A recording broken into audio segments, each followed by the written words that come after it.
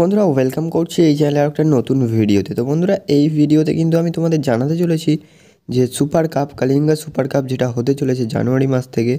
তো সেই টুর্নামেন্টে আর কি গ্রুপ স্টেজ হচ্ছে, ডিভাইড হয়ে গেছে। তো কোন কোন টিম কোন কোন গ্রুপে পড়েছে সেটাই জানাবো।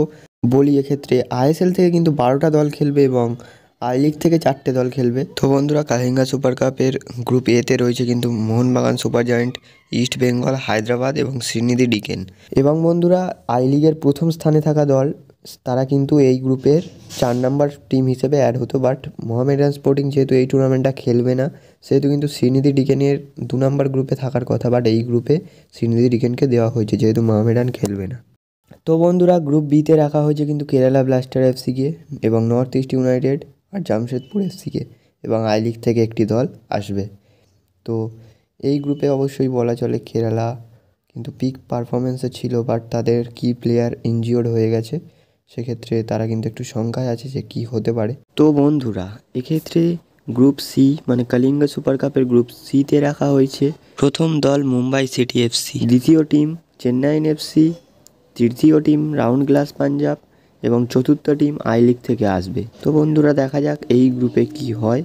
তো এই গ্রুপে কিন্তু hot favourite Mumbai city FC রয়েছে। তো বন্ধুরা গ্রুপ ডি অর্থাৎ এই গ্রুপটাকে আমি গ্রুপ অফ ডেথ বলবো, কারণ এ গ্রুপে কিন্তু জাস্ট দুটো টিমই ভালো টিম রয়েছে, ঠিক আছে, মোহনবাগান এবং ইস্ট বেঙ্গল। বাট এই গ্রুপে কিন্তু 3টে টিমই ভালো। তো বন্ধুরা এই গ্রুপে 4টে দল হচ্ছে FC Goa, Odisha FC, Bengaluru FC এবং আই লিগ থেকে একটি দল আসবে। তো বন্ধুরা বলাই চলে মনোলো মার্কুয়েজের হাত ধরে কিন্তু এফসি গোয়া নিজেদের ছন্দটাকে ফিরে পেয়েছে। তো অসাধারণভাবে কিন্তু তারা এই সিজনের আইএসএলে কিন্তু প্রথম স্থানে রয়েছে এবং ওড়িশা কিন্তু লোবেরার হাত ধরে আনবিটেন রান মেক করেছে, তারপরে ইন্টারজোনাল সেমিফাইনালে পৌঁছেছে এএফসি কাপের।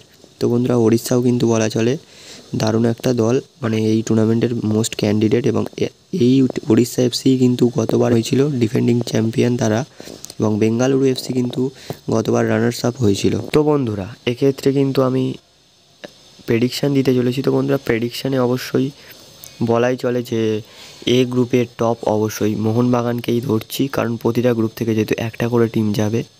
তো এ গ্রুপে আমার মতে মোহনবাগান, অ্যান্ড বি গ্রুপে আমার মতে কেরালা ব্লাস্টার্স, এবং সি গ্রুপে কিন্তু অবশ্যই মুম্বাই সিটি এফসি থাকছে টপে।